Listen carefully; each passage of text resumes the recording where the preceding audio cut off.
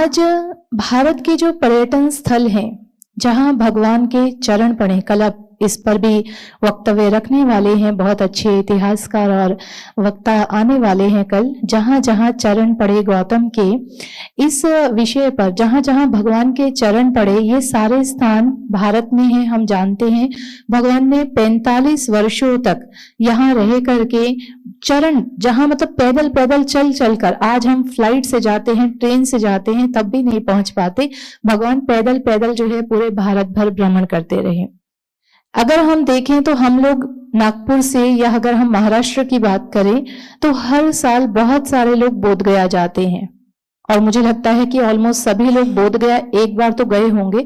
कुछ लोग होंगे जो पहुंच नहीं पाए हैं, लेकिन इच्छा है कि एक बार तो जाना है ना। तो बोध गया जैसा स्थान सिर्फ एक स्थान है, लेकिन हम देखें तो भगवान 45 वर्षों में न केवल उत्तर भारत बल्कि दक्षिण भारत तक भी पहुंचे। अपने समय में इतना बड़ा भारत उन्होंने, उस समय जम्बू द्वीप हुआ करता था, उस समय जम्बू द्वीप उन्होंने कवर किया, और आज हम लोग उत्तर भारत तक भी नहीं पहुंच पा रहे।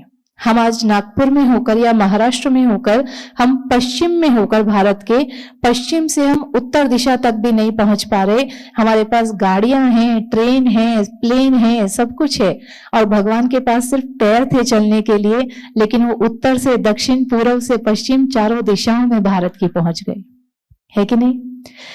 अगर हम लोग देखें तो ये जो भारत के पर्यटन स्थल हैं, तो ये भारत के पर्यटन स्थल केवल भारत तक सीमित नहीं रह गए हैं। भारत के पर्यटन स्थल विदेशों में पहुंच गए हैं। विदेशों के लोग यहाँ आते हैं, यहाँ से कॉपी करते हैं, कैसी कलाएं हैं, बौद्ध कलाएं, कैसे विहार बने हैं ऐतिहासिक राजाओं के द्वारा, सम्राटों के द्वारा, और वैसी कॉपी करके वो बाहर के देशों में बनाते हैं। अभी रिसेंट में ही 2 दिन पहले ही एक पिक्चर आई थी कि वियतनाम जैसे देश ने दूसरा महाबोधि महाविहार बना दिया है। महाबोधि की एकदम एग्जैक्ट कॉपी उन्होंने वहां पर बनाई है। तो सोचिए कि वो लोग भारत की इस कला से, भारत के पर्यटन स्थलों से कितना प्रभावित हैं कि यहाँ आकर केवल वो हमारी तरह जाकर फोटो नहीं खिंचवा रहे, वो यहाँ आते हैं, सीखते हैं, और अपने देशों में उस कला को, संस्कृति को लेकर जाते हैं। तो कितनी सुंदर धरोहर हमारे पास में है, जिसका महत्व शायद हम लोग आज समझ नहीं पा रहे हैं। हम सबसे पहले तो हम लोग साधुवाद करते हैं, बहुत बहुत अनुमोदन करते हैं वो सभी श्रावक संघ का, भिक्षु भिक्षुणी संघ भगवान बुद्ध के काल से जो चले आ रहे, कि उन्होंने इन स्थानों पर जा जाके, जहां जहां भगवान गए वहां पर वो हमेशा चलते रहे, जाते रहे, चारिका करते रहे, उपदेश करते रहे भगवान के जाने के बाद भी। संघ के बाद राजाओं का संरक्षण, सबसे बड़ा योगदान सम्राट अशोक का जो संरक्षण हमें मिला, उनका भी हम बहुत बहुत अनुमोदन करते हैं कि उन्होंने उन सभी स्थानों को सुरक्षित किया। और केवल सम्राट अशोक ही नहीं, हम लोग जानते हैं कि भारत के सारे पर्यटन स्थल जो हैं वो लगभग 12वीं-13वीं शताब्दी तक पोषित होते रहे। 12वीं-13वीं शताब्दी के बाद में अनेक शासकों के द्वारा उसे नष्ट किया गया, लेकिन सम्राट अशोक दूसरी ईसा पूर्व में रहे, 2री-3री शताब्दी ईसा पूर्व में रहे वो। उसके बाद में लगभग 1200 साल तक सभी बौद्ध स्थल जो हैं वो पोषित होते रहे। तो उसमें भी बहुत बड़े बड़े सम्राटों का, राजाओं का बहुत सहयोग रहा, तभी वो पोषित होते रहे। तो सम्राट अशोक के साथ साथ सभी, चाहे गुप्त वंश हो, चाहे नंद वंश हो, इन सभी ने उन बौद्धों को, उन बौद्ध स्थानों को संरक्षण दिया, जिसकी वजह से वो 1200 वर्षों तक पोषित होते रहे। संघ हो गया, राजाएं हो गए।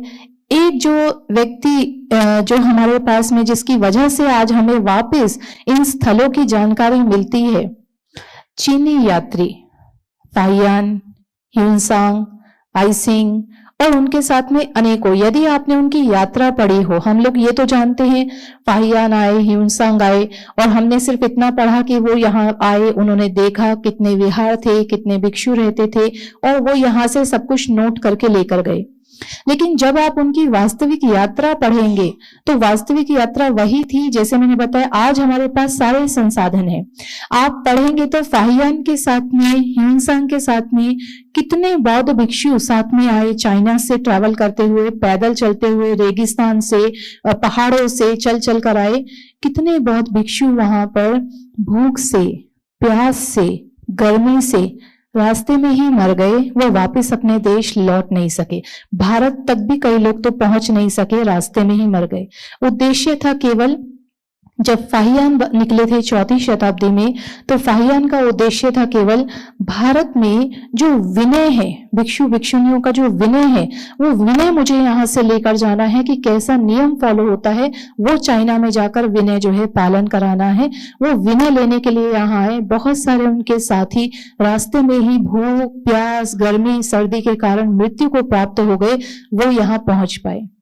इसके लगभग 200 सालों के बाद ह्यूनसांग 6ठी शताब्दी में ह्यूनसांग भारत आते हैं, और भारत में आने के बाद में वो यहाँ पर यही भगवान बुद्ध के जो सिद्धांत हैं, भगवान बुद्ध की जो शिक्षाएं हैं, उसको लोग कैसे पालन कर रहे हैं, वो ये देखने के लिए चाइना से चलते हैं पैदल। उनके साथ भी ऐसा ही होता है कि उनके बहुत सारे साथी रास्ते में ही मृत्यु को प्राप्त हो जाते हैं।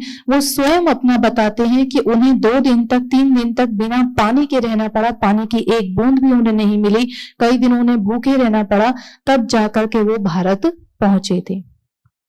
और आज हम भारत में होकर भारत के स्थानों पर नहीं पहुंच पाते। गाड़ी, प्लेन, ट्रेन, पैसा सब कुछ है हमारे पास में, फिर भी नहीं पहुंच पाते।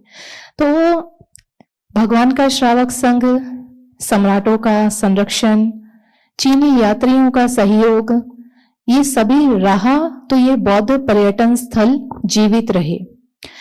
लगभग 600 सालों तक 13वीं शताब्दी से यदि हम देखें तो 13वीं शताब्दी से लेकर 19वीं शताब्दी तक बौद्ध पर्यटन स्थल लगभग नष्ट हो गए, पतन हो गए, ढक दिए गए, परिवर्तित कर दिए गए। आज भी हमें दिखता है बहुत सारे पर्यटन स्थल आज भी परिवर्तित हैं। 19वीं शताब्दी में फिर कोई पैदा होता है ऐसा जो वापस हमें चाहता है कि चलो तुम्हारा ही जगह है। तो ऐसा कौन आता है? हम अंग्रेजों को लाख गालियां दें, लेकिन अंग्रेजों की वजह से हमें आज बौद्ध स्थान मिलते हैं देखने के लिए। भारतीय पुरातत्व के जनक सर अलेक्जेंडर कनिंघम, नाम तो आप सभी ने सुना ही होगा।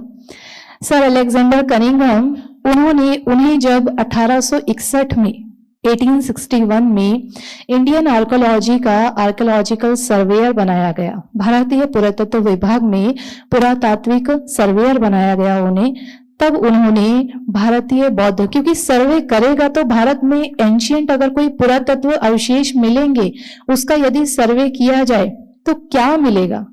जहां खोजोगे बुद्ध ही मिलेंगे, जहां खोजोगे बुद्ध मिलेंगे।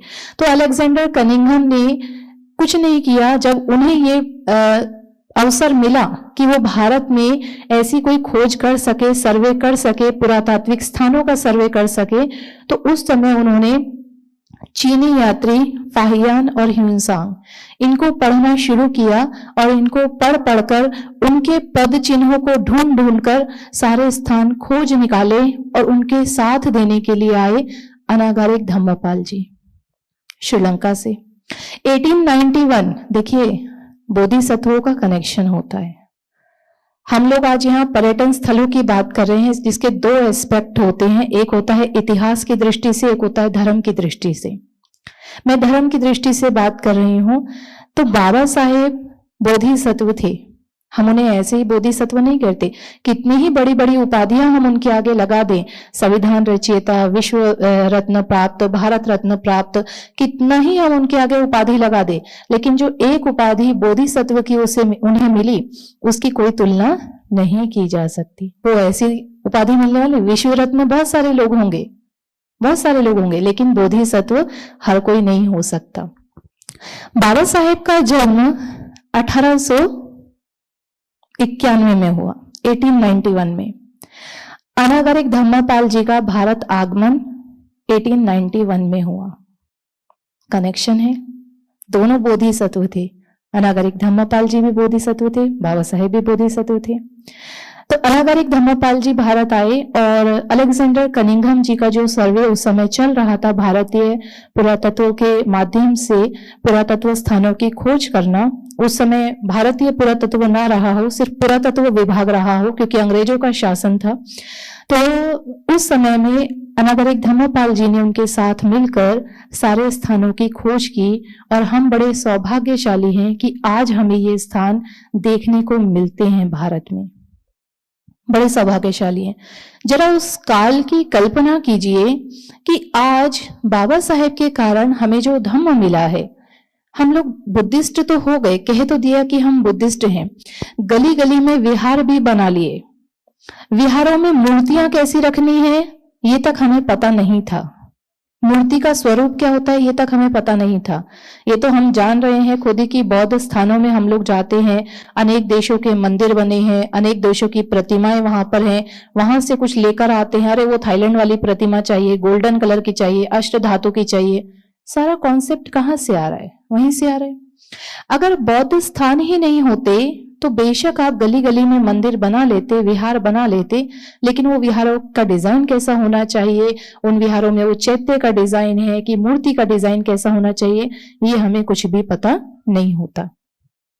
और आज अगर बौद्ध स्थान नहीं होते हमारे पास में और विहार हम बना भी लेते तो हम लोग केवल अपने विहारों तक सीमित रह जाते।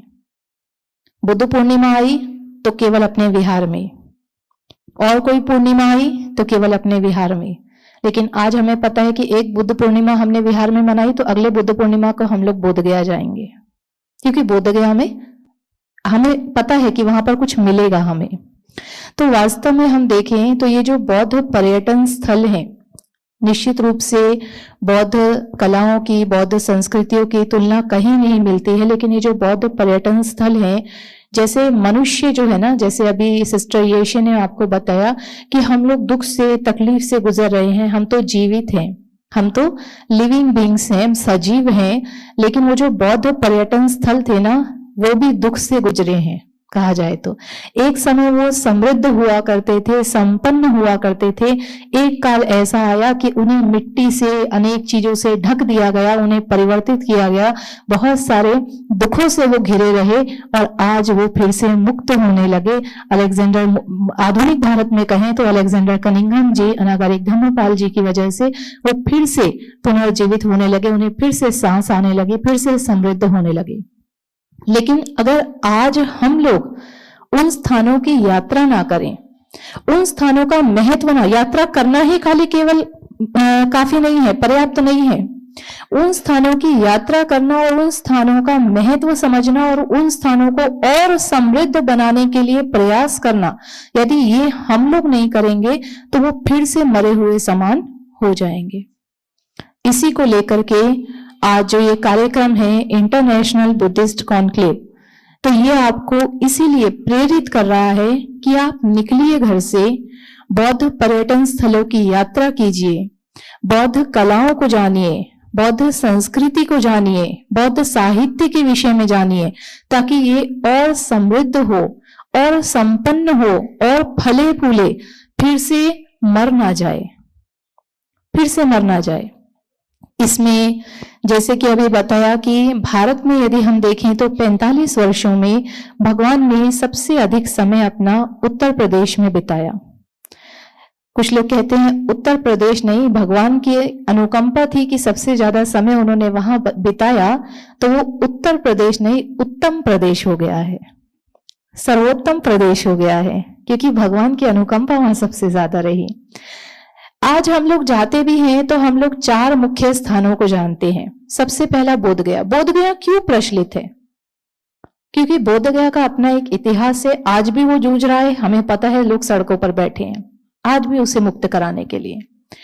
बोध गया सबसे पुराना ऐतिहासिक स्थान है अन्य स्थानों से। क्यों?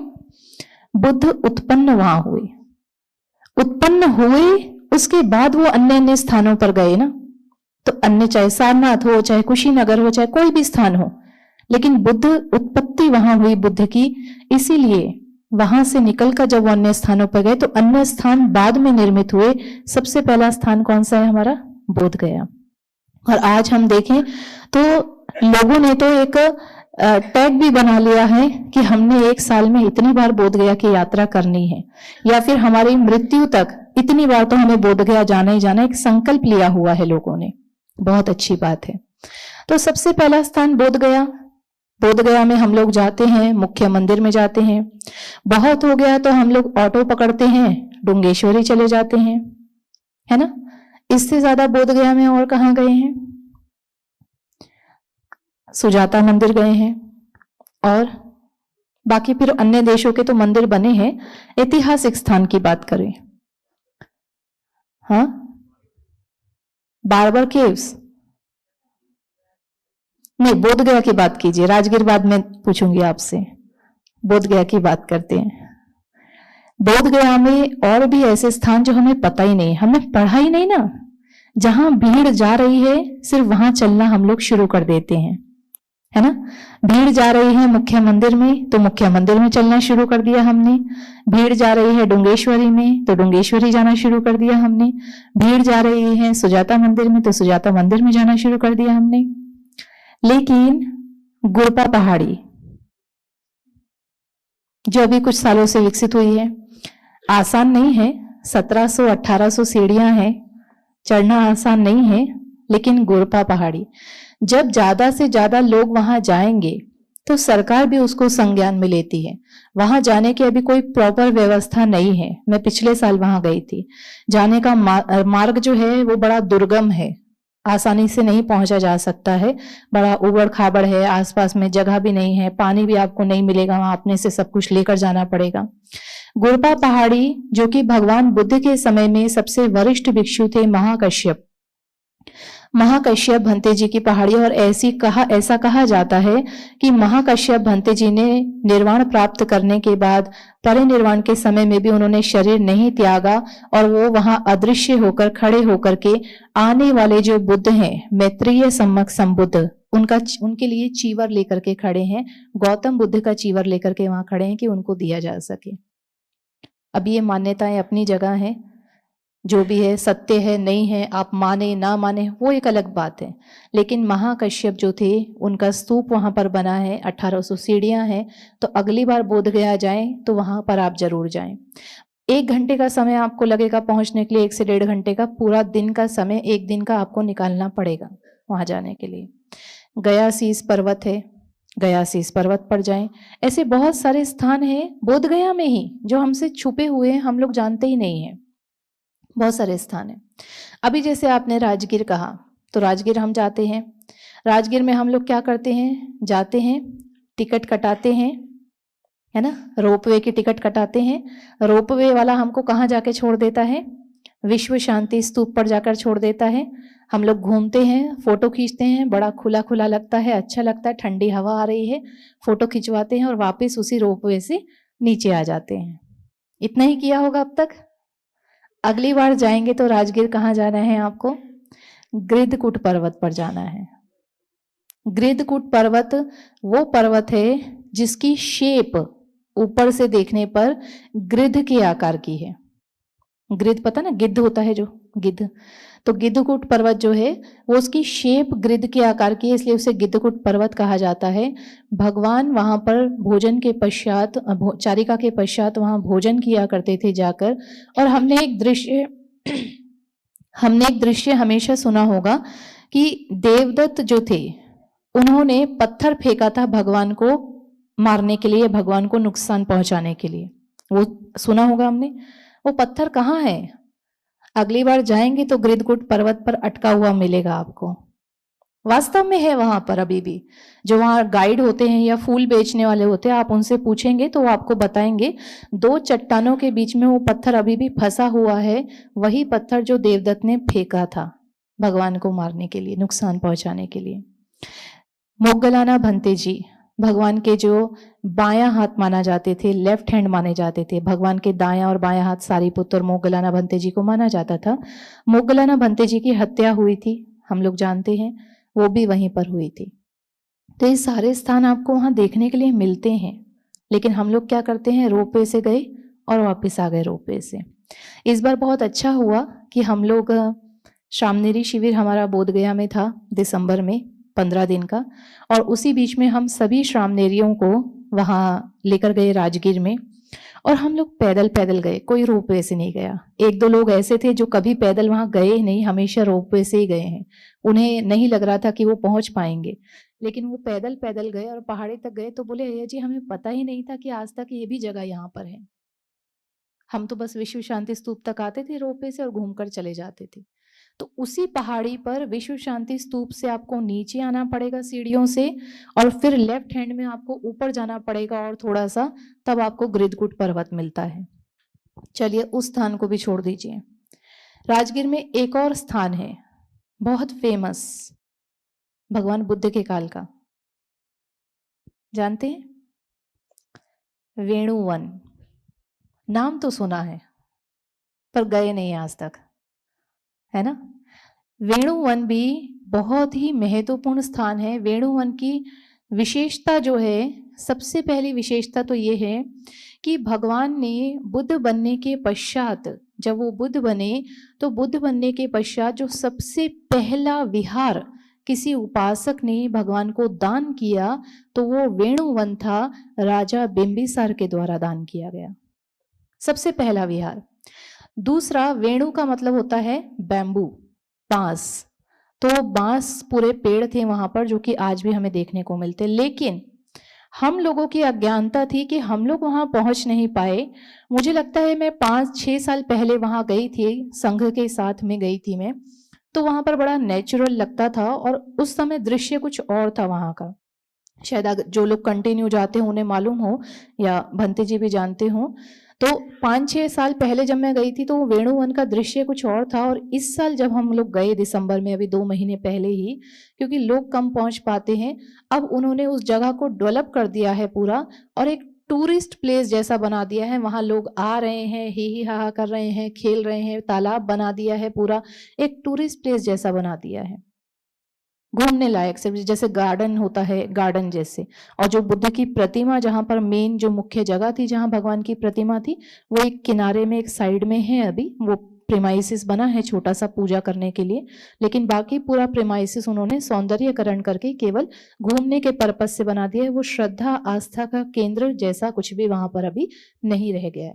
लोग जाएंगे भी तो हो सकता है वो बुद्ध प्रतिमा तक हम लोगों को जानकारी थी तो हम लोग वहां पहुंच भी पाए, लेकिन आप लोग जाएंगे तो हो सकता है वही गार्डन देख करके आपको पता ही नहीं चलेगा कि एक कोने में बुद्ध प्रतिमा भी रखी है, और वो मुख्य स्थान है जहां राजा बिंबिसार ने तिरुकुट पेतवत्थु और 7 दिन तक वो पुण्यानुमोदन किया था, वो आपको दिखेगा ही नहीं, वो पूरा घूम करके आप जो है आ जाएंगे। तो ये किसकी अज्ञानता के कारण हो रहा है? हम लोगों की अज्ञानता के कारण, कि हम लोग उन पर्यटन स्थलों पर पहुंच नहीं पा रहे हैं। नालंदा की बात करें, नालंदा पर आते हैं, तो नालंदा की बात करें तो नालंदा, जैसे मैंने अभी बताया कि हम लोग बौद्ध पर्यटन स्थलों को 2 एस्पेक्ट से देखते हैं, एक इतिहास की दृष्टि से और एक धर्म की दृष्टि से। इतिहास की दृष्टि से देखें तो हम लोग हमेशा कहते हैं नालंदा क्या था? विश्वविद्यालय था। बहुत सारे भिक्षु देश विदेश से पढ़ने आते थे, 18 विषय वहाँ पढ़ाए जाते थे, 10,000 स्टूडेंट हुआ करते थे, 2,000 टीचर हुआ करते थे। वहाँ का चौकीदार भी ऐसा था कि वो गेटमैन जो था वो पहले आपसे धर्म के विषय में बेसिक प्रश्न पूछता था, जो चौकीदार को आंसर सही दे पाता था सिर्फ उसी को प्रवेश मिलता था। जैसे आज हम ग्रेजुएशन पोस्ट ग्रेजुएशन की डिग्री लेते हैं, उस समय में पंडित और महापंडित की उपाधि मिलती थी। पंडित जैसे ग्रेजुएशन है, जिसने धर्म में ग्रेजुएशन कर लिया उसको पंडित की उपाधि, और जिसने पोस्ट ग्रेजुएशन कर लिया वो महापंडित की उपाधि। इस तरीके से नालंदा का स्ट्रक्चर था, हॉस्टल था वहां पर, किचन थी, सब कुछ हमें अवशेष देखने को आज मिलते हैं। इतिहास की दृष्टि से देखें तो ये बिल्कुल सही जानकारी है। अब अगर हम थोड़ा सा धम्म की दृष्टि से नालंदा को देखें तो भगवान बुद्ध के दाएं हाथ सारीपुत्त भंते जी, सारीपुत्त भंते जी का जन्म स्थान नालक ग्राम नालंदा, उनका परिनिर्वाण स्थान नालक ग्राम नालंदा। सारीपुत्त भंते जी 7 भाई बहन थे, 3 बहनें और 4 भाई, ब्राह्मण परिवार से थे। सातों के सातों भाई बहन भिक्षु भिक्षुनी बन गए। सातों, पिताजी की मृत्यु हो गई, माता अकेली थी, बूढ़ी थी, वो परिवर्तित नहीं हो पाई, बल्कि उनके मन में भगवान के प्रति द्वेष भर गया। द्वेष क्यों? क्योंकि सातों बच्चों को ले गए भगवान जो है अपने संघ में। अंत के समय में जब सारिपुत्र ने परिनिर्वाण का निश्चय किया कि मैं सम्यक संबुद्ध से पहले परिनिर्वाण को प्राप्त करूंगा, तो उन्होंने भगवान से अनुमति ली और उन्होंने सोचा कि मैं कहाँ पर परिनिर्वाण को प्राप्त करूं। जैसे भगवान ने अपना स्थान चुना था कुशीनगर, ऐसे सारिपुत्र ने सोचा कि मैं अपना परिनिर्वाण कहाँ प्राप्त करूं। उसके लिए उन्होंने जो है अपना जन्म स्थान को चुना, नालग्राम। जिस कमरे में, जिस कुटी में उनका जन्म हुआ था, उसी कुटी में वो परिनिर्वाण को प्राप्त करेंगे, ऐसा उन्होंने निश्चय किया। लेकिन अपनी माता का कर्ज उतारने के बाद, भगवान कहते हैं माता पिता का कर्ज अगर आप 100 वर्षों तक भी उन्हें कंधे पर लेकर घूमे ना, उनका मल साफ करें, उन्हें अपने हाथों से खिलाएं, 100 वर्ष तक क्या 5 मिनट तक कंधे पे नहीं रख पाएंगे आप माता पिता को। लेकिन भगवान कहते हैं 100 वर्षों तक कोई रख ले, मतलब असंभव जैसी बात को भी यदि कोई संभव कर दे तो भी माता पिता का कर्ज नहीं उतार सकते। लेकिन अगर कोई व्यक्ति अपने माता पिता को धर्म में दीक्षित कर दे, धर्म का मार्ग बता दे, शीलों में प्रशिक्षित कर दे, निर्वाण के मार्ग पर लगा दे, तो वो अपने माता पिता के कर्जे से मुक्त हो सकता है। तो अभी सारिपुत्र ने अपनी माता को धर्म का मार्ग पर नहीं ला पाए थे, तो वो अपनी माता के कर्जे से मुक्त नहीं हुए थे। तो उन्होंने सोचा कि मैं परिनिर्वाण से पहले अपनी माता के कर्जे से मुक्त हो जाऊं। वो जाते हैं अपनी माता के पास में, उनकी माता बड़ी नाराज होती हैं कि अब ये क्या चीवर छोड़कर घर पर रहेगा, मैं इसकी सेवा करूंगी। जब जवानी थी तो जाकर भिक्षु बन गए, अब बुढ़ापा आया है तो फिर मेरे से सेवा कराने के लिए आ गए, मैं तो खुद बूढ़ी हूँ, मैं क्या इसकी सेवा करूंगी। ऐसे बड़बड़ाते हुए उनकी माँ उनकी कुटी को साफ करती है। सारिपुत्र आते हैं, अंतिम देशना अपनी माता को देते हैं, माता श्रोतापन अवस्था को प्राप्त हो जाती हैं और सारिपुत्र परिनिर्वाण को प्राप्त कर लेते हैं। ये धम्म की दृष्टि से नालंदा की विशेषता। अभी तक हमने नालंदा को केवल विश्वविद्यालय के रूप में जाना, इतिहास की दृष्टि से जाना। तो जब हम त्रिपिटक का अध्ययन करते हैं, त्रिपिटक जो भगवान बुद्ध के वचनों का संग्रह है, उसमें हमें ये जानकारी मिलती है, चाहे वेणुवन के बारे में हो, चाहे नालंदा के बारे में हो, इन चीजों के बारे में जानकारी हमें मिलती है। ये तो हम ऐसे स्थानों की चर्चा कर रहे हैं जिन स्थानों पे हम लोग कई वर्षों से जाते हैं, कई वर्षों से जाते हैं, और हम बड़े गर्व से कहते भी हैं कि हम लोगों ने तो इतनी बार यात्रा की है वहां की। लेकिन आज कुछ नया आपको सुनने को निश्चित रूप से मिला होगा उन्हीं स्थानों के बारे में जहां आप कई वर्षों से जाते थे। अब अगर मैं सारनाथ का जिक्र करूं या कुशीनगर का जिक्र करूं, तो ऐसे ही बहुत सारे स्थान वहां पर भी निकल कर आते हैं। कुशीनगर में कुकुत्था नदी पर कौन कौन गया है? कोई भी नहीं पहुंचा है, 2 लोगों का हाथ खड़ा है केवल। कुकुत्था नदी वो नदी है जहां भगवान ने अपना अंतिम स्नान किया था, अंतिम जल वहां का भगवान ने ग्रहण किया था महापरिनिर्वाण से पहले। चुंद थेर जिसको हम कहते हैं, जिन्होंने भगवान को अंतिम भोजन दिया और उस भोजन के पश्चात भगवान का स्वास्थ्य खराब हुआ, तो उनके महल तक कौन कौन पहुंचा है? चुंद के कोई नहीं पहुंच पाया है, 1-2 लोग गए हैं। कुशीनगर से लगभग 8 से 10 किलोमीटर पहले भगवान के समय में उस जगह का नाम पावा नगर हुआ करता था। आज उसे फाजिल नगर के नाम से जाना जाता है, क्योंकि वहां पर मुस्लिमों की संख्या बहुत ज्यादा है। आप वहां जाएंगे फाजिल नगर में, तो वहां पर आपको वो स्थान मिलेगा, चुंद का महल, जहां भगवान ने अपना अंतिम भोजन किया था। लेकिन वही हम लोग ध्यान नहीं देते हैं। तो यदि आपने भी नोटिस किया होगा कि परिसर बहुत बड़ा है, आर्कोलॉजी ने पूरा परिसर घेरा भी हुआ है, लेकिन उसी परिसर के अंदर चुंद के महल के सामने मस्जिद बनी है, दरगाह बनी है छोटी, और वहां पर पूरा कर्म कांड, भूत प्रेत सब उतारने का काम किया जाता है उसी खंडर के सामने। बिल्कुल हम यहाँ चैंटिंग कर रहे हैं, वो वहां भूत उतार रहे हैं, ऐसा हो रहा था। तो कुशीनगर अगर हम जाते हैं तो कुशीनगर से पहले हमें फाजिल नगर में चुंद का महल और कुकुत्था नदी, जहाँ का अपना एक सुंदर वर्णन है कि आनंद को भगवान ने पानी लाने के लिए कहा और आनंद पानी लेने गए तो वहाँ पानी बहुत गंदा था। भगवान ने कहा दोबारा जाओ, पानी साफ मिलेगा। जब वो दोबारा गया तब तक पानी में मिट्टी नीचे बैठ चुकी थी और पानी साफ हो चुका था। तो भगवान उनको बताते हैं आनंद को कि मेरे पूर्व का कर्म का फल था कि मैं एक जन्म में हाथी हुआ करता था और मैंने छप छप करके पूरा जो है पानी गंदा कर दिया था, और व्यापारी आए और उनको वो पानी पीने को नहीं मिला था, वो प्यासे चले गए थे। तो आज मुझे उस कर्म का फल मिल गया। तो वहाँ का अपना सुंदर एक वो है कुकुथा नदी पर, तो वहाँ पर भी आप विजिट कीजिए। ये तो बोध गया, सारनाथ, कुशीनगर। इसके बाद में कुछ ऐसे स्थान जो ऑलरेडी सिस्टर येशे जी ने वर्णन किया है। श्रावस्ती, भगवान की सबसे प्रिय नगरी श्रावस्ती। 45 वर्षावासों में से भगवान ने 25 वर्षावास श्रावस्ती में किए, 20 वर्षावास अनेक अलग स्थानों पे किए, 25 वर्षावास श्रावस्ती में किए। 25 में से 19 वर्षावास भगवान ने अनाथ पिंडक के जेतवन विहार में किए और 6 वर्षावास विशाखा के द्वारा पूर्वाराम विहार में किए। श्रावस्ती का अपना महत्व है।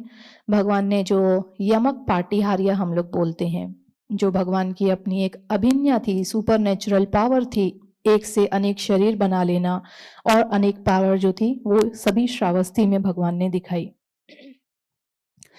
इसके पश्चात संकिसा। मैं अभिधम्मा की टीचर हूँ, अभिधम्मा पढ़ाती हूँ, थोड़ा बहुत जो भी जानती हूँ तो पढ़ाती हूँ। अभिधम्मा विशेष नगरी, अभिधम्मा नगरी अगर किसी को कहते हैं तो वो संकिसा, क्योंकि भगवान वहां पर अपनी माता को उपदेश देने के पश्चात 3 महीने के पश्चात वहां उतरे थे। संकिसा अभिधम्मा नगरी, वहां पर भी अपने अवशेष थे जो कि अभी पूरी तरीके से नष्ट हो गए हैं, अभी देखने को नहीं मिलते। कुछ संघ की माने जो लोग वहां 10 से 12 साल 15 साल पहले वहां जाया करते थे, तो उन्होंने देखा था कि संकिसा में सम्राट अशोक के द्वारा वो सीढ़ियां बनवाई गई थी बकायदा, लेकिन अभी वो सीढ़ियां देखने को नहीं मिलती हम लोगों को। इसके बाद में ये जो स्थान मैं आपको बता रही हूँ ये 8वां स्थान में आता है, मैं अभी आपको काउंट कराऊंगी। इसके बाद राजगीर और वैशाली। वैशाली का महत्व आपने सुन लिया, आपके सामने भिक्षुनियां बैठी हैं। भिक्षुनियों के लिए सबसे विशेष स्थान जो है वैशाली, क्योंकि प्रथम भिक्षुनी संघनाई का, जिनका अभी परसों ही परिनिर्वाण दिन था, उन्होंने सबसे पहली भिक्षुनी जो है वो वैशाली में ही बनी। और साथ ही साथ भगवान ने रतन सुत्त, जो कि कोरोना काल में बहुत पढ़ा गया और बहुत लोगों को उससे लाभ भी मिला, रतन सुत्त का पठन भी, रतन सुत्त का उपदेश भी भगवान ने वैशाली में ही दिया। आम्रपाली की नगरी वैशाली।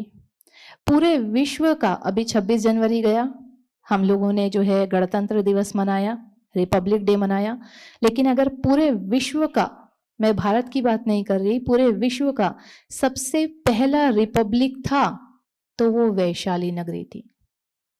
भारत की वैशाली नगरी, पूरे भारत की सबसे पहली गणतंत्र व्यवस्था वहां पर स्थापित हुई, लिच्छवी राजाओं का राज था। तो ये भी अपने लिए गौरव की बात है। तो वैशाली में भी अपने स्थान है। पवार चैत्य जो है, चपल चैत्य, जहाँ पर भगवान ने अपने महापरिनिर्वाण की घोषणा की। इसके बाद में स्तूप है जो आनंद स्तूप के नाम से प्रचलित है, एक शेर वाला अशोक स्तंभ है। और वैशाली की आज की अगर खासियत की हम लोग बात करें तो इतने स्थानों में अशोक स्तंभ है। हम जानते हैं सम्राट अशोक के द्वारा जो महान कार्य किया गया, तो बहुत सारे स्तूपों और बहुत सारे स्तंभों को जो है स्थापित किया गया, लेकिन वैशाली का स्तंभ इकलौता ऐसा स्तंभ है जो अभी तक सुरक्षित है और उसके ऊपर का भाग टूटा हुआ नहीं है। उसके ऊपर में भी जो एक शेर है वो अभी तक ऐसे ही विराजमान है। ये वैशाली की आज की विशेषता है कि वो अभी तक सुरक्षित है। तो ये जो 8 स्थान मैंने आपको बताए, लुम्बिनी जहां भगवान का जन्म हुआ, जो आज हमारे भारत में नहीं है लेकिन नेपाल में है, पड़ोसी देश में है। लुम्बिनी, बोध गया, सारनाथ, कुशीनगर, श्रावस्ती, संकिसा, राजगीर और वैशाली, ये जो 8 स्थान है, इन्हीं 8 स्थानों की यात्रा सम्राट अशोक ने की थी और इसी को उन्होंने नाम दिया था सम्राट अशोक की। यदि धम्म यात्रा आप जानेंगे तो सम्राट अशोक की धम्म यात्रा इन 8 स्थानों से थी और इन 8 स्थानों को 8वां महाठानानी यानी 8 महास्थान घोषित किया गया। और इनमें से जो 4 मुख्य स्थान जो हैं वो हम जानते हैं भगवान के जीवन के मुख्य स्थान है, इसके बारे में भी हम लोग चर्चा करेंगे। इसके अलावा ये जो 8 स्थान तो हमने जाने ही, इसके अलावा और कहाँ घूमना है आपको? दिल्ली चलिए, हरियाणा चलिए घूमने, पंजाब जाइए घूमने, हर जगह आपको बुद्ध। अभी चनेटी बौद्ध स्तूप का वर्णन सिस्टर येशी ने किया। चनेटी बौद्ध स्तूप हरियाणा में है। आज विपश्यना भारत में बहुत प्रचलित हो गई है। गोयंका जी जो हैं उन्होंने बर्मा से ये विधि लेकर आए और बहुत सारे लोग आज विपश्यना करने के लिए जाते हैं, अपने मन को स्थिर करने के लिए, शांत करने के लिए विपश्यना करने जाते हैं। लेकिन वो जो विपश्यना में जो सती पट्ठान हम लोग करते हैं, कायानुपसना, वेदनानुपसना, चित्तानुपसना, धम्मानुपसना, ये जो सती पट्ठान करते हैं, ये सती पट्ठान का उपदेश भगवान ने सबसे पहले कहाँ दिया? हरियाणा में दिया। कुरुपदेशा, कुरु प्रदेश में दिया। कुरु प्रदेश के एक नगर था इंद्रप्रस्थ, जो कि आज दिल्ली में आता है। अशोक स्तंभ है वहाँ पर, अशोक के शिलालेख मिलते हैं वहाँ पर। दिल्ली जाते हैं, इंडिया गेट घूमकर आते हैं, कुतुब मीनार, लाल किला घूमकर आते हैं, लेकिन इंद्रप्रस्थ नहीं जाते हैं, अशोक स्तंभ देखने नहीं जाते, अशोक के शिलालेख जो हैं वहाँ देखने नहीं जाते हम लोग, है ना। हरियाणा में जाएंगे तो चनेटी स्तूप मिलेगा, अग्रोहा स्तूप मिलेगा आपको। कुरु प्रदेश, जहाँ पर भगवान ने कम्मासपुर में, जहाँ भगवान ने सती पट्ठान का उपदेश दिया, वहाँ आपको अच्छा सेंटर देखने को मिलेगा। इसके बाद में आप अनेक स्थानों में, मतलब पूरे आप उत्तर भारत की हम लोग यहाँ बात करें, दक्षिण भारत तो अभी मैंने छेड़ा ही नहीं है। उत्तर भारत भी अगर हम रात भर भी चर्चा करें तो भी उत्तर भारत की यात्रा खत्म होने वाली नहीं है। तो हरियाणा में, दिल्ली में, पंजाब में, उत्तर प्रदेश में, बिहार में अनेकों ऐसे स्थान हैं जो छुपे हुए हैं, जहां आज तक हम लोग पहुंच ही नहीं पाए हैं, जिसकी वजह से बौद्ध पर्यटन स्थलों का जो एक काल 600 सालों का आया था कि वो 600 सालों तक मृत हो गए थे। आज अगर हम फिर से उन स्थानों की यात्रा नहीं शुरू करते हैं, उन स्थानों पर जाकर अपनी पूजा अर्चना आस्था से हम लोग वहाँ नहीं जाते हैं, तो वो फिर से मृत अवस्था में आ जाएंगे। उत्तर प्रदेश में इन सभी स्थानों के बीच में एक और स्थान आता है कौशाम्बी, जिसका वर्णन शायद आप लोगों ने सुना होगा कहीं, लेकिन बहुत ज़्यादा प्रचलित नहीं हुआ। और बड़ा ही सौभाग्यशाली रहा कि अभी जो धम्म यात्रा चल रही थी, जो नागपुर में दीक्षा भूमि में भी 2 तारीख को पहुंची, तो यहाँ आने से पहले वो यात्रा कौशाम्बी में थी। कौशाम्बी के बाद आपका एक भव्य ऐतिहासिक सांची स्तूप जो है मध्य प्रदेश में, सांची में, तो वहाँ वो यात्रा गई। तो कौशाम्बी जो है, भगवान ने अपने जीवन के 2 वर्षावास कौशाम्बी में बिताए थे। हम लोगों ने एक दृश्य देखा होगा या पढ़ा होगा कहीं पर कि कुछ भिक्षुओं में झगड़ा हुआ, देवदत्त ने झगड़ा करवाया था, जिसकी वजह से कुछ भिक्षु नाराज हो गए थे भगवान से।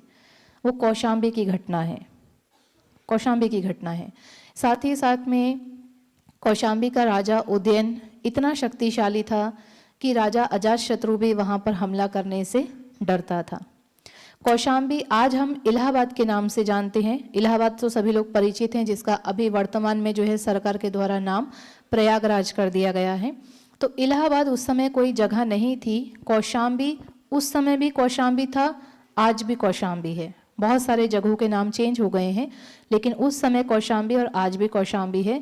और भगवान के काल में कौशाम्बी, अभी आपका महाकुंभ चल रहा था, हम लोग सुनते हैं संगम है, संगम यानी नदियों का जो एक संगम है।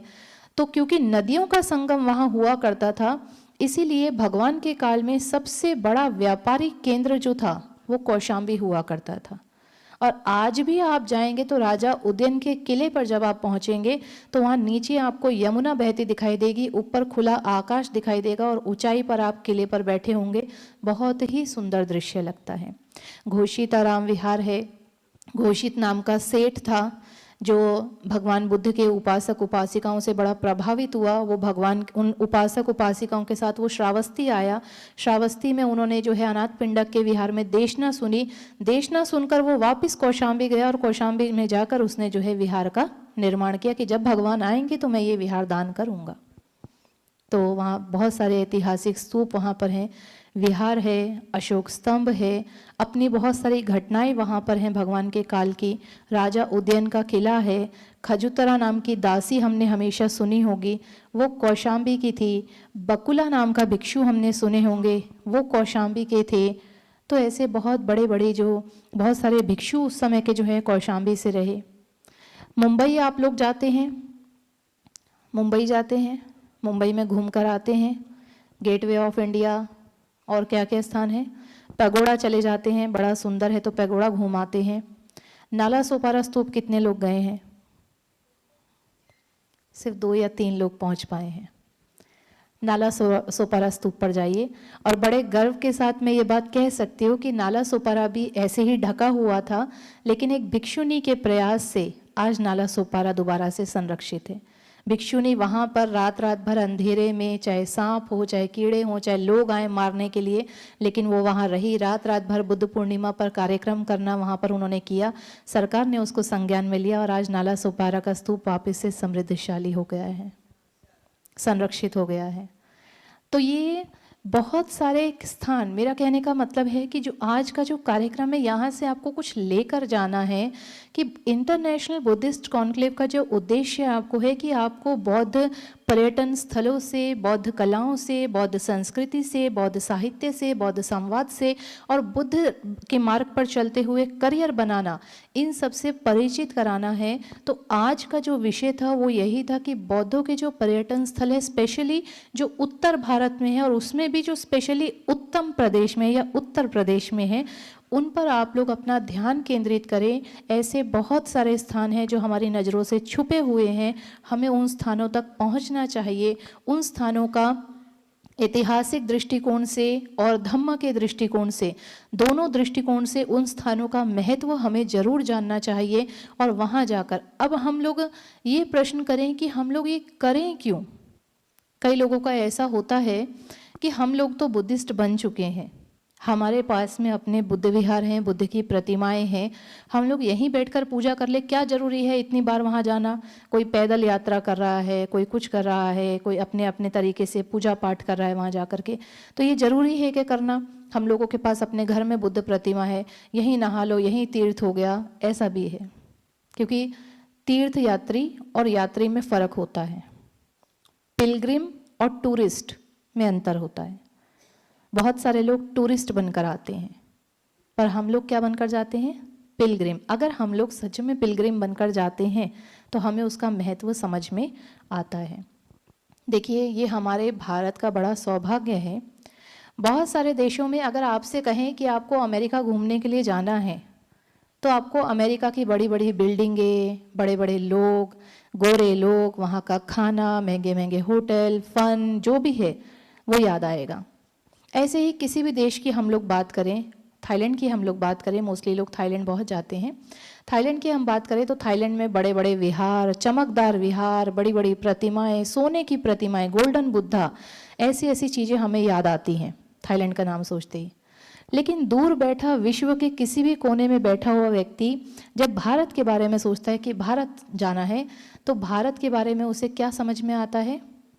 धार्मिक केंद्र, आध्यात्मिक केंद्र, मंदिर, बौद्ध स्थान, मतलब भारत के बारे में कोई बात करता है, विश्व में से लोग भारत घूमने आते हैं, तो भारत की कलाएं, भारत की संस्कृति, भारत के कल्चर, भारत की परंपराएं, भारत के मंदिर, भारत में जो इतना बड़ा जो समृद्धशाली इतिहास भरा पड़ा है, वो देखने के लिए आते हैं। यहाँ पर बहुत ही कम लोग ऐसे होते होंगे जो भारत में आते होंगे तो हम घूमने जा रहे हैं भारत, और घूमने के नाम पर वो यहाँ आके एंटरटेनमेंट पर्पस से घूमने आते होंगे। नहीं, क्योंकि यहाँ जितना एंटरटेनमेंट है उससे ज़्यादा उनके देशों में है, और उससे कई ज़्यादा गुना और विकसित उनके देशों में एंटरटेनमेंट है ऑलरेडी। तो भारत की जब बात आती है तो सबसे पहले व्यक्ति के मन में आता है कला, संस्कृति के सब चीज़ें, इतिहास, बौद्ध इतिहास विशेषकर, ये देखने के लिए व्यक्ति भारत में आता है। तो आज आप देखिए, बोधगया जाइए, बोधगया में कितने टूरिस्ट होते हैं, अंग्रेज़ दिखते हैं, हम भी उन्हें देखकर बड़ा खुश होते हैं, नहीं, फ़ोटो खिंचवाते हैं उनके साथ में कि हमने अंग्रेज के साथ में फ़ोटो खिंचवाई, लेकिन वो यहाँ एज अ टूरिस्ट आ रहे हैं, एज अ टूरिस्ट।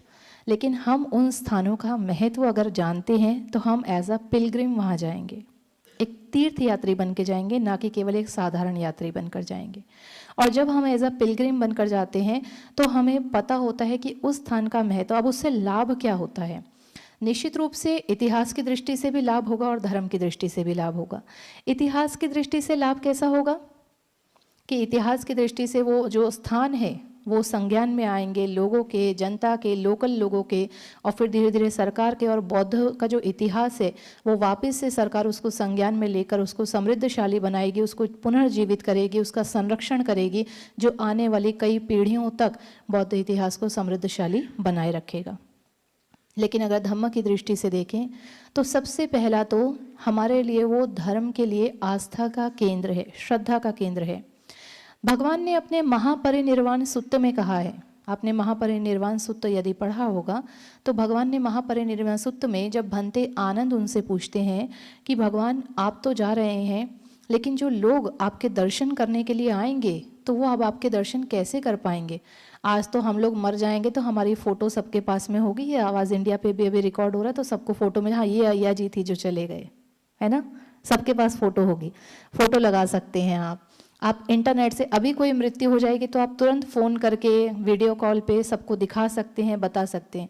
भगवान के काल में कोई इंटरनेट नहीं था, फ़ोन नहीं था, है ना, कोई रिकॉर्डिंग नहीं थी। तो अब भगवान महापरिनिर्वाण प्राप्त कर रहे हैं, लोकल लोगों तक पता था, कुशीनगर के, वैशाली के कुछ लोगों तक पता था, उसके बाहर में किसी को नहीं पता था। अब भगवान के दर्शन करने यदि कोई आएगा तो भगवान के दर्शन कैसे कर पाएगा। तो भगवान भंते आनंद को एक बात कहते हैं, आनंद यदि कोई व्यक्ति श्रद्धा युक्त चित्त से, श्रद्धा से इन 4 स्थानों का दर्शन कर ले, जो 4 स्थान मेरे जीवन में बहुत महत्वपूर्ण रहे हैं। पहला वो लुम्बिनी वन जहाँ मेरा जन्म हुआ, दूसरा जहाँ मैंने बोधि ज्ञान को प्राप्त किया, बोध गया, तीसरा जहाँ मैंने प्रथम धर्म उपदेश धर्मचक्र प्रवर्तन सुत्त दिया, सारनाथ, आज हम सारनाथ जानते हैं, उस समय वाराणसी ही हुआ करता था। चौथा जहाँ मैं महापरिनिर्वाण को प्राप्त करने जा रहा हूँ, कुशीनगर। यदि कोई व्यक्ति अपने जीवन में एक ही बार क्यों ना हो, लेकिन अगर श्रद्धा युक्त चित्त से इन 4 स्थानों का दर्शन कर ले तो वो मेरे दर्शन कर लेगा।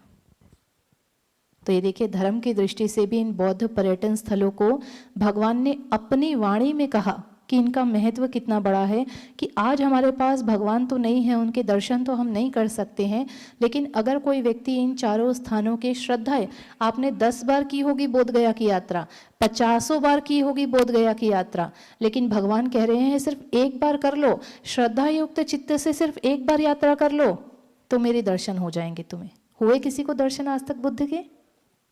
नहीं हुए होंगे, अब होंगे, अब जाएंगे तो अब श्रद्धा युक्त चित्त से जाइए तो जरूर दर्शन करके आएंगे आप बुद्ध के। तो इन 4 स्थानों का वर्णन भगवान कहते हैं। तो पहला धर्म के, अगर धर्म की दृष्टि से हम लोग देखें तो ये 4 स्थान भगवान ने भी कहा, भगवान के दर्शन करने हैं तो इन 4 स्थानों पर श्रद्धा से जाना बहुत ज़रूरी है।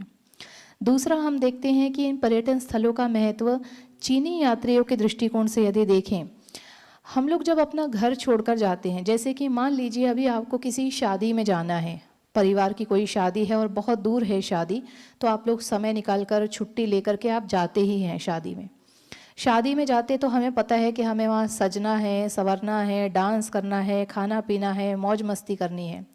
लेकिन जब हम बौद्ध पर्यटन स्थलों की यात्रा करने के लिए तैयार होते हैं या तैयार करते हैं खुद को, तो हम शारीरिक तैयारी तो करते हैं, कपड़े रखने हैं, जो भी अपना सामान है, पैसे हैं वो रखने हैं, सब कुछ, लेकिन एक मानसिक तैयारी जो होती है वो परिवर्तन हो जाती है ना। जब शादी में या किसी फंक्शन में जा रहे हैं और बौद्ध स्थानों में यात्रा में, तीर्थ यात्रा में जा रहे हैं हम लोग, तो उसमें मानसिक परिवर्तन होता है कि वहाँ हमें कैसे कपड़े लेकर जाने हैं, सादे कपड़े लेकर जाने हैं, साधारण कपड़े लेकर जाने हैं, ज़्यादा श्रृंगार नहीं करना है हमको वहाँ पर पैसे लेकर जाना है तो पैसे किसके लिए, शॉपिंग के लिए नहीं, दान देने के लिए लेकर जाना है। तो मानसिक भी हम लोग तैयारी करते हैं। दूसरा, इसको मैंने कहीं पढ़ा कि बौद्ध पर्यटन स्थलों की यात्रा करना एक पारमिता पूरी करने जैसा है। भगवान ने 10 पारमिताएँ बताई हैं, जिसमें एक तीसरी पारमिता आती है नेकखम्मा पारमिता, निष्क्रमण, गृह त्याग की पारमिता। क्योंकि जब आप बौद्ध पर्यटन स्थलों की यात्रा के लिए जाते हैं तो निश्चित रूप से घर तो आप छोड़कर जा ही रहे हैं, लेकिन घर छोड़कर कैसा? आप शादी में जा रहे हैं तो भी आप घर छोड़कर जा रहे हैं ना, लेकिन शादी में जाने के लिए आप वैराग्य नहीं लेकर जा रहे मन में, लेकिन पर्यटन स्थलों की यात्रा करने के लिए आप मन में एक वैराग्य वाला भाव कि वहाँ जाएंगे, कुछ यात्रा करेंगे, ध्यान करेंगे, बुद्ध के दर्शन करेंगे, ऐतिहासिक स्थानों को जानेंगे। तो मतलब वो जो वैराग्य वाला भाव जो रहता है वो आपका बौद्ध तीर्थ स्थानों पर यात्रा करने से जागता है। वहाँ जाने के बाद में शीलों का पालन भी करेंगे। मान लीजिए यहाँ किसी से आपकी लड़ाई हो जाती है तो आप 2 गाली छूटते ही दे देंगे, लेकिन जब हम किसी तीर्थ स्थान पर जाते हैं, लड़ाई होगी भी तो हम अरे जाने दो, अपने भगवान के यहाँ पर आए हैं, जाने दो, रहने दो, होता है कि नहीं? अपने आप ही कंट्रोल हो जाता है, मतलब शीलों का पालन अपने आप होने लगता है ना। फिर दान देते हैं, शॉपिंग तो करते ही करते हैं, लेकिन कोई भंते जी दिखे, कुछ दिखा तो हम लोग कोशिश करते हैं एक बार खीर, सुजाता के मंदिर जा रहे हैं खीर बना के ले जाते, खीर दान करेंगे। सुजाता के मंदिर जा रहे हैं तो महाबोधि मंदिर जा रहे हैं, पुष्प लेकर जाते हैं, पुष्प दान करेंगे। तो वहाँ ऐसे बौद्ध स्थानों की यात्रा करने से ना केवल आपको बुद्ध के दर्शन होंगे अगर आप श्रद्धा युक्त चित्त से जाते हैं, साथ ही साथ में आपकी पारमिता भी पूरी होती है, दान की पारमिता थोड़ी सी पूरी होती है, शील आपके और परिपक्व होते हैं क्योंकि वहाँ जाकर आप संयम रखने की कोशिश करते हैं। लड़ाई झगड़ा, गाली गलौज, हत्या, चोरी, ऐसी जो चीज़ें हैं वो आप करने से बचते हैं ऐसे स्थानों पर जाकर। साथ ही साथ आप गृह त्याग करते हैं और वैराग्य जैसा गृह त्याग करते हैं। सजने संवरने, नाचने गाने के लिए आप गृह त्याग करके नहीं जा रहे होते, बल्कि बुद्ध के दर्शन करने के लिए, बौद्ध स्थानों के दर्शन करने के लिए। तो एक वैराग्य मन में होता है तो वो पारमिता भी आपकी पूरी होती है। तो पर्यटन स्थलों का महत्व कितना बढ़ जाता है कि जब हमें वहाँ जाने के बाद बुद्ध के भी दर्शन हो रहे हों, हमारी पारमिता भी पूरी हो रही हो, हमारे शील भी परिपक्व हो रहे हों, हमें दान करने का भी अवसर मिल रहा हो, तो उसका महत्व अपने आप में कितना बढ़ जाता है। हमारे कर्म भी सम्यक बन रहे हों, हमारी वाणी भी सम्यक बन रही हो वहाँ जाकर, क्योंकि ना तो हम काया से कोई गलत काम करना चाहेंगे ऐसी जगह पर जाकर, ना वाणी से कोई गलत काम करना चाहेंगे। कर भी देंगे तो पश्चाताप करते हैं कि दोबारा हम लोग उस चीज़ को ना करें। तो इतिहास की दृष्टि से देखें तो निश्चित रूप से बौद्ध स्थानों का समृद्ध होना तो निश्चित है ही, अगर हम लोग हर स्थान पर जाते हैं, हर स्थान का महत्व जानते हैं और समय समय पर उनकी यात्रा करते हैं। लेकिन अगर धर्म की दृष्टि से देखें तो आप बुद्ध के दर्शन भी कर सकते हैं और अपनी पारमिताओं को भी आप परिपक्व कर सकते हैं। तो इसीलिए बौद्ध पर्यटन स्थानों का महत्व, कला, संस्कृति, ये सब महत्व आप कल जानेंगे। मैंने केवल बौद्ध पर्यटन स्थानों का महत्व बताने का आपको प्रयास किया है। हर एक स्थान हमारे लिए महत्वपूर्ण है। बहुत सारे स्थान ऐसे हैं जो छुपे हुए हैं हमसे, जहां अभी तक कोई पहुंच नहीं पाया या बहुत कम संख्या में लोग पहुंचते हैं। अभी मैं जो लास्ट ईयर की आपको बात बता रही थी कि हम लोग गुरपा पहाड़ी पर गए थे, तो हम लोग वहाँ पहुँचे ही थे और हम लोग लगभग 15 से 20 लोग थे। मेरे साथ में कुछ उपासक उपासिकाएं थे नागपुर और आसपास के क्षेत्र के। तो हम लोगों ने देखा कि वहाँ कुछ नहीं था और हम लोगों ने सुबह से कुछ खाया नहीं था, तो हमने सोचा थोड़ा सा नाश्ता, हम लोग गाड़ी में लेकर आए थे, तो हम लोगों ने सोचा थोड़ा नाश्ता कर लेते और उसके बाद चढ़ना शुरू करते, क्योंकि 1800 सीढ़ियाँ थी। इतने में ही वहाँ पर 4-5 बस भर करके जो तिब्बतन लामा होते हैं, तो उनकी कुछ पूजा थी उस दिन वहाँ पर विशेष, तो वो तिब्बतन लामाओं की बस भरकर 4-5 वहाँ पर आई। और मुझे लगता है 15 से 20 मिनट बहुत हो गया, आधा घंटा हम लोगों ने नाश्ता करने में वहाँ नीचे लगाया होगा। और आधे घंटे के बाद जब हमने चढ़ाई शुरू की तो वो दूर दूर तक लामा हमें दिखे भी नहीं, वो ऑलरेडी पहुँच चुके थे सब लोग ऊपर 1800 सीढ़ियाँ चढ़ के। और हमको लगता है हम 10-15 सीढ़ियाँ चढ़ेंगे फिर बैठेंगे, फिर 15 सीढ़ियाँ चढ़ेंगे फिर बैठेंगे। और हम लोग आधे घंटे यहाँ नाश्ता ही कर रहे थे कि इतने में गए तो ऊपर एक भी लामा नहीं दिखा, वो सब लोग चढ़ चुके थे। महिलाएं भी थी, पुरुष भी थे उसमें, सभी लोग।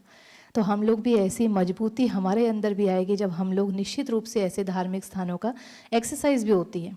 ऐतिहासिक, मैंने बताया ऐतिहासिक लाभ है, धार्मिक लाभ है, शारीरिक लाभ भी है, क्योंकि ज़्यादातर पहाड़ चढ़ने पड़ते हैं, सीढ़ियाँ चढ़नी पड़ती हैं, तो शारीरिक एक्सरसाइज भी आपकी हो जाती है। तो खैर मजाक है, लेकिन बौद्ध पर्यटन स्थलों की यात्रा आप लोगों को ज़रूर करनी चाहिए। इंटरनेशनल बुद्धिस्ट कॉन्क्लेव के माध्यम से आपको ये जानकारी दी जा रही है बौद्ध पर्यटन स्थलों के बारे में, कला, संस्कृति, साहित्य आदि के बारे में। तो आप लोग इसका पूरा लाभ लें। बौद्ध पर्यटन स्थलों के बारे में और जानकारी आप पढ़ें, बहुत सी किताबें, बहुत से आर्टिकल, बहुत सारी चीज़ें आपको मिल जाएंगी, उसको आप ज़रूर पढ़ें। उत्तर प्रदेश टूरिज़्म जो है उत्तर प्रदेश टूरिज़्म है, पिलग्रिमेज नहीं है, टूरिज़्म है वो, लेकिन आपको उत्तर प्रदेश पिलग्रिम बन के जाना है, पिलग्रिमेजेस पर जाना है आपको, तो तीर्थ स्थानों पर जाना है। तो आप उसको जो है ज़रूर देखें, ज़रूर उसकी वेबसाइट पर जाकर स्थानों को खोजें और एक एक स्थान जहाँ पर आप लोग अभी तक नहीं पहुँच पाए हैं वहाँ तक पहुँचें, श्रद्धा युक्त चित्त से पहुँचें तो बुद्ध के दर्शन करके आएंगे। पारमिता को पूरी करने के लिए, पारमिता को परिपक्व करने के लिए पहुँचे तो निश्चित रूप से आपको और धर्म का बल मिलेगा। तो हो सकता है आप 15 ही मिनट में 1800 सीढ़ियाँ चढ़ जाएंगे। ऐसा प्रयास आप लोग करते रहिए और ये इसी प्रकार से भगवान बुद्ध के सभी पर्यटन स्थल, भगवान बुद्ध की कलाएं, वो भगवान बुद्ध के काल से चली आ रही बौद्धिक संस्कृति, सभी बौद्धिक साहित्य, सभी का विकास होता रहे, सभी समृद्धशाली बने रहें। और अंत में मैं आज यहाँ बैठकर साधुवाद देना चाहती हूँ और अनुमोदन करना चाहती हूँ उन सभी विदेशियों का, विदेश के भिक्षुओं का, भिक्षुनियों का, विदेश के उपासक उपासिकाओं का, जिन्होंने इन बौद्ध स्थानों पर आकर विहार निर्माण किए। इतने संघर्षों के बाद भी भाषा का अंतर, भोजन का अंतर, रहन सहन, इनको बहुत तरीके से लूटा जाता है, एडवांटेज लिया जाता है, इसके बावजूद भी उन लोगों ने इन सभी बौद्ध स्थानों पर इतने भव्य विहार बनाए, मंदिर बनाए, गेस्ट हाउस बनाए कि आज हम लोग वहाँ जाते हैं, रुक पाते हैं और उनके कारण ही वहाँ पर फिर होटल बनने लगे, मार्केट बनने लगी और वो स्थान आज पूरी तरीके से विकसित हो पा रहे हैं। तो उन सभी विदेशी मंदिर, विदेशी जितने भी यहाँ पर भिक्षु भिक्षुनी वहाँ पर रहते हैं, अनेक स्थानों पर उपासक उपासिकाएं जिन्होंने उन मंदिरों को, विहारों को बनाने के लिए सहयोग किया है और बौद्ध स्थानों को समृद्धशाली बनाने में महत्वपूर्ण भूमिका निभाई है, उन सभी का भी मैं बहुत बहुत अनुमोदन और साधुवाद करती